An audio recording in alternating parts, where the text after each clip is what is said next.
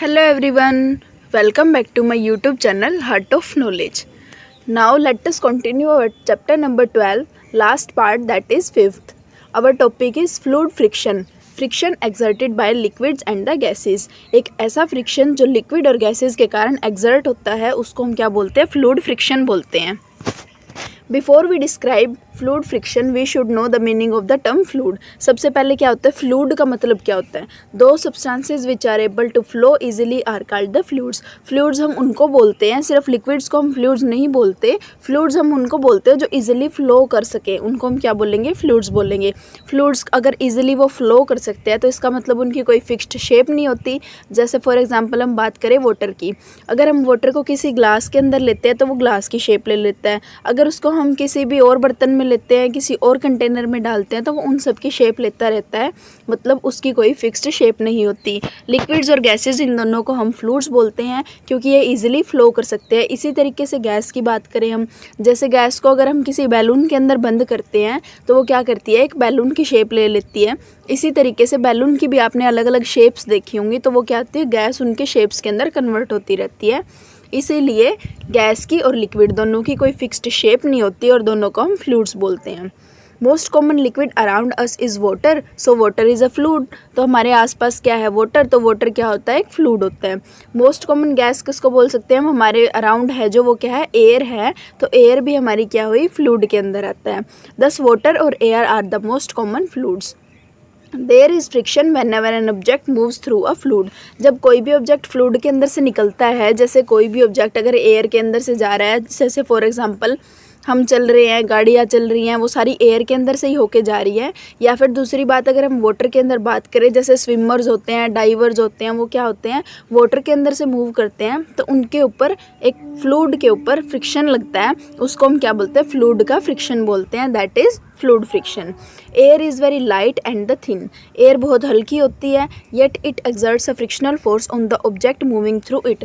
उसके बाद भी वो क्या करती है? फ्रिक्शनल फोर्स लगाती है किसी भी ऑब्जेक्ट के ऊपर जो उसके अंदर से मूव करता है, जो उसके मोशन को अपोज करती है। When an object moves through the air, it pushes the air out of the way। जैसे जैसे कोई भी पर्सन है या कुछ भी थिंग है, कोई ऑब्जेक्ट है, अगर वो मूव करता है एयर के अंदर तो वो क्या करता है? एयर को वहाँ से धक्का लगा के दूसरी तरफ निकालता है, जिसकी वजह से वो वहाँ पे मूव कर पाता है। Air pushes back on the object. और फिर एयर क्या करती है? खुद भी पुश करती है उस ऑब्जेक्ट को। This push of air on the moving object creates the friction. अब हम जो उसको मूव करते हैं ना, वो क्या करते हैं? एक्शन देते हैं उसको, और एक्शन का हमेशा अपोजिट रिएक्शन भी होता है। तो जो एयर हमें वापस से पुश करती है वो क्या होता है? फ्रिक्शन होता है। उससे फ्रिक्शन क्रिएट होता है which tends to slow down the moving object, जिससे मूविंग ऑब्जेक्ट है वो स्लो डाउन हो जाते हैं। This air exerts the frictional force on cars, buses, aeroplanes, rockets and birds etcetera moving through it. तो air क्या करेगी? फ्रिक्शनल फोर्स लगाएगी हर एक मूविंग ऑब्जेक्ट के ऊपर जो उसके अंदर से निकलता है, जैसे कार, बस, aeroplane, rockets, birds etcetera. Similarly water exert force of friction on the objects. Water क्या करता है? फोर्स ऑफ फ्रिक्शन लगाता है किसी भी ऑब्जेक्ट के ऊपर जो उसके अंदर से मूव करता है और अपोज करता है उसके मोशन को। When an object moves through water, जब कोई भी ऑब्जेक्ट मूव करता है वाटर के थ्रू से, it pushes the water out of the way. वो क्या करता है? वाटर को एक साइड हटाता है, and the water pushes back on the object. फिर वाटर क्या करता है? उसको वापस से पुश करता है। This push of water on the moving object creates the friction. इसकी वजह से फ्रिक्शन क्रिएट होता है which tends to slow down the moving object, जिसकी वजह से जो मूविंग ऑब्जेक्ट है वो स्लो डाउन कर जाता है। दस वाटर एक्सर्ट्स अ फ्रिक्शनल फोर्स। इसी तरीके से वाटर भी क्या करेगा? फ्रिक्शनल फोर्स लगाएगा ऐसे ऑब्जेक्ट्स के ऊपर जो उनके अंदर से निकलते हैं, जैसे बोट हो गया, या स्पीड बोट्स हो गई, या शिप्स हैं, सबमरीन्स है, fish etcetera which move through it.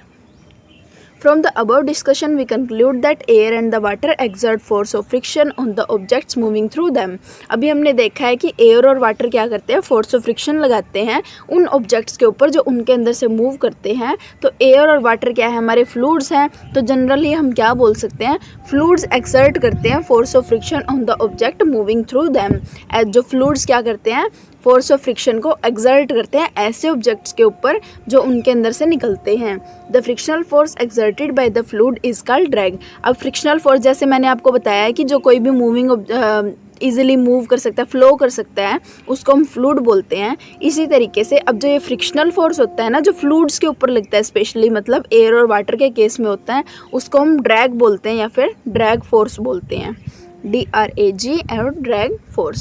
Thus drag is a kind of frictional force exerted by the fluid which opposes the motion of an object through that fluid. तो drag क्या हुआ, एक ऐसा frictional force हुआ जो fluids के ऊपर fluids के through exert किया जाता है, which opposes the motion of an object, किसी भी object के motion को वो oppose करेगा। drag force acts in the direction opposition to direction of the motion of the object. अब हमारे पास पहली बात तो ये क्या है, फ्रिक्शनल फोर्स है। फ्रिक्शनल फोर्स हमेशा क्या करता है, मोशन जिस साइड होता है उसके अपोजिट साइड लगता है। तो ड्रैग भी तो हमारे फ्रिक्शनल फोर्स है, तो ये क्या करेगा, अपोजिट लगेगा direction of motion of object के। So drag slows down the object moving through the fluid and makes the speeding up harder. तो drag moving object को slow down करवा देता है और उसकी जो speeding up होती है ना, उसकी मतलब speed को अगर increase करना हो तो वो थोड़ी सी tough हो जाती है। Typically examples of drag forces are the air resistance force experienced by the car. अब ड्रैग फोर्स के एग्जाम्पल क्या होंगे, जैसे कार के केस में हम बोल लें, कार के ऊपर जो फोर्स लग रहा है एरोप्लेन के ऊपर लग रहा है when they move at high speeds. और वाटर रेजिस्टेंस फोर्स की बात करें तो जैसे स्पीड बोट है वो सी के अंदर मूव कर रही है रैपिडली, उसके ऊपर जो हमारा ड्रैग फोर्स लगता है। The magnitude of frictional force exerted by the fluid on an object moving through it depends on the 4 factors. अब जो हमारा फ्रिक्शनल फोर्स है, मतलब जो ड्रैग फोर्स है, वो लग रहा है, कितना लग रहा है, किसके ऊपर डिपेंड करेगा, 4 फैक्टर्स के ऊपर डिपेंड करेगा। सबसे पहले तो स्पीड कितनी है उस ऑब्जेक्ट की, जितनी ज़्यादा उसकी स्पीड होएगी उसके ऊपर फोर्स किस तरीके से इफेक्ट करेगा, shape of object, size of object और नेचर ऑफ द फ्लूइड, इन सब के ऊपर, चारों फैक्टर्स के ऊपर हमारा ड्रैग फोर्स है वो डिपेंड करता है। Higher the speed of an object moving through a fluid greater will be the frictional force. जितनी ज़्यादा किसी भी ऑब्जेक्ट की अगर स्पीड होती है तो हमारा जो फ्रिक्शनल फोर्स होता है या ड्रैग फोर्स होता है उसके ऊपर जो लग रहा है वो उतना ही ज़्यादा होता है। फॉर एग्जांपल अगर एक एरोप्लेन फ्लाई कर रहा है higher speed of 1000 kilometre per hour पे, will face a greater frictional force of air than another similar aeroplane which is flying at the lower speed of से 600 kilometre per our.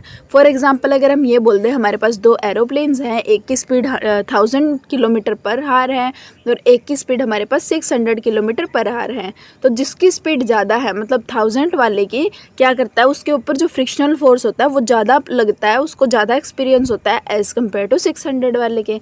The objects having the streamline shape face much less frictional force. अब जो objects होते हैं जिनकी streamline shapes होती हैं उनके ऊपर कम फ्रिक्शनल फोर्स लगता है या कम ड्रैग फोर्स लगता है जब वो मूव करते हैं फ्लूइड के थ्रू या उन ऑब्जेक्ट से जिनकी कोई स्ट्रीमलाइन शेप नहीं होती। स्ट्रीमलाइन शेप का मतलब क्या होता है, जैसे आपने कार, बसेस, हर चीज़ें देखी है, मतलब उनके अंदर क्या होती है, उनकी एरोप्लेन की भी कुछ इस तरीके से आगे से बॉडी होती है, इसको हम क्या बोलते हैं, स्ट्रीमलाइंड शेप बोलते हैं, जिसकी वजह से इसके ऊपर जो फोर्स होता है वो फ्रिक्शनल फोर्स होता है वो कम अप्लाई होता है। क्योंकि स्टार्टिंग में यहाँ पे क्या होता है कि ये वाला जो एरिया होता है, ये वाला एरिया कंटेक्ट में होता है एयर के सबसे पहले, तो इस वजह से यहाँ पे जो एरिया होता है वो कम कंटेक्ट में होएगा एयर के, और जिसकी वजह से प्रेशर है हमारा यहाँ पे कम अप्लाई हो पाएगा। इसीलिए क्या किया जाता है, कोई भी बॉडीज़ हैं उनकी स्ट्रीमलाइन शेप बनाई जाती है, तो ऐसे ऑब्जेक्ट जिनकी स्ट्रीमलाइन शेप्स होती हैं उनके ऊपर कम फ्रिक्शनल फोर्स लगता है एज़ कम्पेयर टू ऐसे ऑब्जेक्ट जिनकी स्ट्रीमलाइन शेप्स नहीं होती। For example a car has a streamline shape. Car के पास क्या होती है, एक स्ट्रीमलाइन शेप होती है, due to which it faces much less frictional force of air, जिसकी वजह से उसका जो फ्रिक्शनल फोर्स होता है एयर का वो बहुत कम होता है। ऑन द अदर हैंड अ बस does not have a streamline shape. अब जैसे बस की बात करें हम, वहाँ पे स्ट्रीमलाइन शेप नहीं होती है, so it encounters a much greater frictional force from air while running at the same speed. तो उसके ऊपर ज़्यादा फ्रिक्शनल फोर्स लगता है जब वो रन करती है उसी सेम स्पीड के ऊपर। Now the size of the object. Larger the size of an object moving through a fluid, greater will be the frictional force. जितना ज़्यादा बड़ा साइज होएगा उतना ही ज़्यादा फ्रिक्शनल फोर्स लगेगा। For example a big aeroplane flying at a particular speed will face more frictional force of air than a small aeroplane flying at the same speed. जो aeroplane है अगर वो पर्टिकुलर स्पीड पे चल रहे हैं दो, एक का साइज़ बड़ा है एक का साइज़ छोटा है, तो जिसका साइज़ सबसे बड़ा है उसका फ्रिक्शनल फोर्स उतना ही ज़्यादा होता है। अब हम बात करते हैं fourth point, nature of the fluid, fluid का नेचर कैसा है। नेचर का मतलब है यहाँ पे हम विस्कोसिटी की बात करेंगे। विस्कोसिटी का मतलब क्या होता है कि उसकी थिकनेस कितनी है, उसका गाढ़ापन कितना है, उसके बारे में बात करेंगे। Higher the viscosity of the fluid greater will be the frictional force acting on the object moving through it. जो हमारा फ्लूड है, फ्लूड यहाँ पे हम एयर को बोल सकते हैं, वाटर को बोल सकते हैं। तो हमारे पास सिर्फ एयर और वाटर ही फ्लूड के अंदर नहीं आते हैं, बहुत सारी चीज़ें आती हैं। तो इसलिए यहाँ पे एक एग्जांपल के तौर पे मैं आपको बताती हूँ। जैसे वाटर की बात करें, अगर वो जितना ज़्यादा गाढ़ा होएगा हमारे पास तो उतना ही ज़्यादा फ्रिक्शनल फोर्स लगाएगा, क्योंकि उसके अंदर से मूव करना उतना ही टफ होगा। For example water is much more viscous than the air. जैसे इन्हीं दोनों को कंपेयर करते हैं, एक वाटर है और एक एयर है। एयर बहुत ज़्यादा हल्की होती है, लेकिन वाटर हमारे यहाँ पे थिक होता है, विस्कस होता है। तो यहाँ पे ज़्यादा फ्रिक्शनल फोर्स कहाँ लगेगा, वाटर के केस में लगेगा, जब इसके अंदर से हम मूव करेंगे। Disadvantages of the fluid friction, ये थी हमने अभी बात की फ्लूड फ्रिक्शन क्या होता है। तो अब हम बात करते हैं डिसएडवांटेजेस के बारे में कि इसकी क्या क्या डिसएडवांटेजेस हैं। जैसे fluid friction reduces the speed of the object moving through the fluids. सबसे पहले फ्लूड फ्रिक्शन आपने अभी पढ़ा भी है कि स्पीड है ऑब्जेक्ट्स की, उनको कम कर देता है, उनके मोशन को अपोज करता है। तो इसकी वजह से उनको स्पीड अप कर पाना थोड़ा सा मुश्किल होता है। When object moves through the fluids they lose some of their energy in overcoming the fluid friction, this decreases their efficiency. साथ में जो ऑब्जेक्ट फ्लूड्स के अंदर से मूव करते हैं तो वो अपनी कुछ ना कुछ एनर्जी तो यहीं वेस्ट कर देते हैं कि जितना वो फ्लूड फ्रिक्शन लग रहा है उनके ऊपर, उसको ओवरकम करेंगे तभी तो वो मूव कर पाएंगे। तो उस ओवरकम करने के लिए थोड़ी एनर्जी वहीं पे वेस्ट हो जाती है, जिसकी वजह से उनकी काम करने की जो शक्ति है, एफिशिएंसी है, वो थोड़ी कम हो जाती है। फॉर एग्जाम्पल जब एक कार रन कर रही है रोड के ऊपर तो कुछ एनर्जी तो उसकी जो मतलब कुछ एनर्जी का मतलब यहाँ पे क्या है, जो पेट्रोल यूज अप हो रहा है कार का, वो लॉस्ट हो जाता है इन overcoming the friction of air which opposites it's motion. Similarly जब एक स्पीड बोट रश करती है वाटर के अंदर से तो उसकी भी कुछ ना कुछ एनर्जी, डीजल है जो वो यूज अप हो जाता है, lost in overcoming the friction of the water. So in order to improve the speed and to reduce the loss of energy efforts are made to reduce or minimise the fluid friction. अब यहाँ पे बोल रहे हैं कि अगर हमें speed और जो इसकी जो स्पीड अगर हमें इंक्रीज़ करनी है और भी, या फिर जो हमारी लॉस ऑफ एनर्जी है उसको कम करना है, तो यहाँ पे एफर्ट्स डालने पड़ेंगे इसको मिनिमाइज़ करने के लिए। अब इसके जो हम बात कर रहे हैं कि इसको रिड्यूस करना पड़ेगा फ्लूड फ्रिक्शन को, तो वो किस तरीके से होता है। लेकिन उससे पहले मैंने आपको पहले वैसे बता दिया है स्ट्रीमलाइंड क्या होता है। स्ट्रीमलाइंड शेप एक ऐसी बॉडी शेप होती है which offers very little resistance to the flow of air, जिसकी वजह से बहुत ही कम रेजिस्टेंट लग पाता है, रेजिस्टेंस बहुत कम होता है उसका। around it is called the streamlined or streamlined shape. A streamlined shape is like a thin wedge or thin triangular object lying on its base and sloping upwards gradually. ये एक veg की बात कर रहा है, जो क्या होता है एक वेज के तरीके से होता है कि अपने बेस के ऊपर जब वो लाई करता है और स्लोप करता है अपवर्ड्स ग्रेजुअली, इस तरीके से होता है। अब हम बात करते हैं methods of reducing the fluid friction. Fluid friction को कैसे रिड्यूस कर सकते हैं हम। Fluid friction can be reduced और minimised by the giving special shape. अब फ्लूड फ्रिक्शन को कैसे कम कर सकते हैं हम, मैंने आपको बताया था कि स्ट्रीमलाइन शेप जहाँ पे होती है वहाँ पे हमारा जो फ्रिक्शन होता है वो कम लगता है as compare to no streamline shape. तो सबसे पहले हमें क्या करना पड़ेगा, किसी भी बॉडी है कोई भी मूव कर रही है जिसकी हम कर सकते हैं उसकी स्ट्रीमलाइन शेप करें, फ्लूड फ्रिक्शन रिड्यूस हो जाएगा या मिनिमाइज हो जाएगा एक स्पेशल शेप देके, जिसको हम स्ट्रीमलाइन शेप बोलते हैं ऑब्जेक्ट्स को जो फ्लूड के अंदर से मूव करती है। When an object having a streamlined body shape moves very fast, then the fluid can flow past the moving object smoothly. जब कोई भी एक ऑब्जेक्ट है जिसकी स्ट्रीमलाइन बॉडी शेप है वो मूव करता है फास्टली, तो जो फ्लूड है एयर और वाटर वो फ्लो करता है मूविंग ऑब्जेक्ट के पास्ट, मतलब कि उसके पीछे जाता है, जो वो स्मूथली मूव करता है और रिड्यूस कर देता है फ्लूड फ्रिक्शन को। For example cars are built with the streamline body shape to reduce the air resistance caused by the air. तो एयर की वजह से जो एयर रेजिस्टेंस होता है, जो ड्रैग फोर्स होता है, वो रिड्यूस हो जाता है। A car with the streamline shape moves through the air easily. एक कार है जिसकी स्ट्रीमलाइन शेप है वो एयर के थ्रू इजीली मूव कर सकती है बिना किसी रुकावट के, उसके ऊपर इतना रेजिस्टेंस नहीं लगता, and hence consumes the less petrol than the another car of the same size running at same speed. जिसकी स्ट्रीमलाइन शेप नहीं होती वो क्या करती है, उसके कंपैरिजन में जो हमारी स्ट्रीमलाइन शेप कार है वो कम फ्यूल को यूज़ करती है, कम एनर्जी को यूज़ करती है as compare to the same size. उसी साइज़ की अगर हमारे पास दूसरी कार हो, उसी स्पीड से जा रही हो और उसकी हमारे पास कोई स्ट्रीमलाइन शेप नहीं है, तो वो ज़्यादा पेट्रोल को यूज़ करती है। More streamline the shape of the car less petrol it will consume. जितनी ज़्यादा स्ट्रीमलाइन होएगी कार की उतनी ही कम पेट्रोल को भी यूज़ करेगी, इतनी एनर्जी उसकी कम लॉस्ट होएगी। An aeroplane has a streamline shape to reduce the air friction. Air friction को रिड्यूस करने के लिए एरोप्लेन की भी स्ट्रीमलाइन शेप होती है that it encounters when flying at high speed through the sky. जब वो स्काई के अंदर से हाई स्पीड से चलता है तो उस टाइम पे उसका क्या होता है, जो एयर फ्रिक्शन उसके ऊपर लगता है तो वो रिड्यूस हो जाता है स्ट्रीमलाइन शेप की वजह से। The shape of an aeroplane is similar to that of the bird in the flight. जब एक बर्ड उड़ रहा होता है, वो फ्लाइट पे होता है, तो उस टाइम पे जो शेप होती है उसकी बॉडी की और एरोप्लेन की दोनों की ऑलमोस्ट सिमिलर होती है। एरोप्लेन और बर्ड की दोनों की स्ट्रीमलाइन बॉडी होती है, बीच में से 2 थिन विंग्स होते हैं एंड एक टेल होती है। The streamline shape of an aeroplane has been build by the scientist and the engineers where the streamline shape of bird has evolved in the nature. जो स्ट्रीमलाइन हमारे पास shape होती है एरोप्लेन की वो तो साइंटिस्ट ने, इंजीनियर्स ने मिल के बनाई है, लेकिन अगर हम बर्ड की बात करें वो तो किसी ने नहीं बनाई है, वो नेचर के अंदर पहले से इवॉल्व्ड है। तो साइंटिस्ट और इंजीनियर्स को वहाँ से आइडिया मिला था स्ट्रीमलाइन शेप को बनाने का, वेरियस मूविंग बॉडीज़ का from the living things in the nature. जैसे बर्ड है, फिश है, इन सब की अगर हम बात करें, इनको देख के साइंटिस्ट और इंजीनियर्स को आइडिया मिला था स्ट्रीमलाइन शेप्स को डेवलप करने का। The rockets are also built with the streamline shape so that they encounter the minimum air resistance due to the air. Air की वजह से जो रेजिस्टेंस होता है उसको मिनिमाइज कर सके, तो इसीलिए उनकी स्ट्रीमलाइन शेप बनाई जाती है जब वो फ्लाई ऑफ करते हैं एक्सट्रीमली हाई स्पीड्स पे।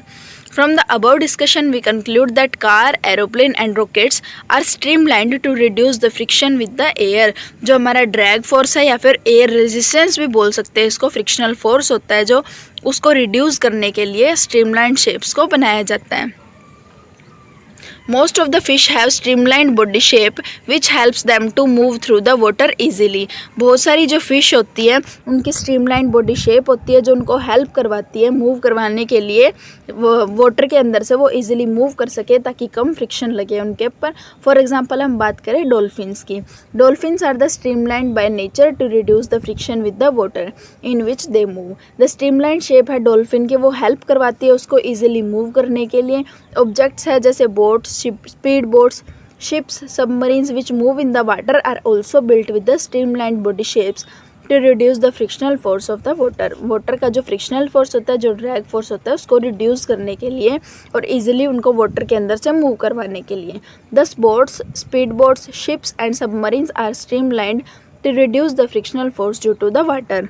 तो जो हमारी स्पीड बोट, शिप्स और ये सारी होती हैं, इनकी स्ट्रीमलाइन शेप ही बनाई जाती है ताकि फ्रिक्शनल फोर्स है वो रिड्यूस कर सके वाटर के साथ में। और यहाँ तक आपका चैप्टर है ये ख़त्म होता है। अगर आपको कोई भी डाउट हो रहा है किसी भी चैप्टर से रिलेटेड या कोई चैप्टर पहले करवाना है, उसके लिए आप मुझे कमेंट सेक्शन में बता सकते हो। तब तक के लिए हर हर महादेव।